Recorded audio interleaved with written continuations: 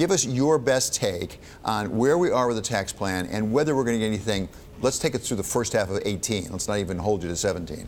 Sure. Thanks, David. Well, as you know, there are some important milestones from 17 that we've seen this week and will continue to see as litmus tests, as we like to think of them, throughout 17. And that is the first step being the Big Six tax reform plan that we saw unveiled. And then next will be whether they can actually get a budget resolution passed that would allow for tax reform, the vehicle for tax reform, to happen. So we're actually optimistic right now. We think the fact that one, the Tea Party kind of came out in support of both the framework and the path forward for a budget resolution, as well as the meetings that the president himself has been holding at the White House. We think that's pretty informative, that there's a lot of legwork being done that gives this bill real probability of getting over the finish line. So you mentioned the budget resolution. There's talk about even introducing that this week on the floor. Why is that so critical to whether tax reform will happen? So the budget resolution, to take all the jargon out of it, would allow Congress kind of an expedited path to which they could consider tax reform.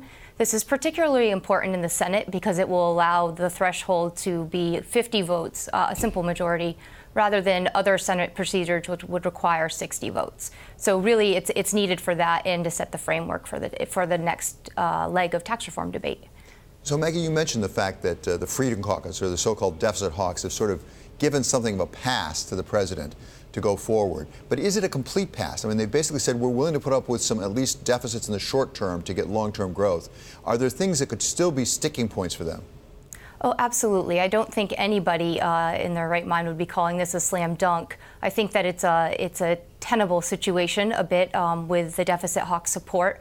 But I think that they're willing to at least listen to see how this conversation progresses, to see how the details come out of the committee process, and to give some deference to the president to move one of their big legislative agendas over the finish line.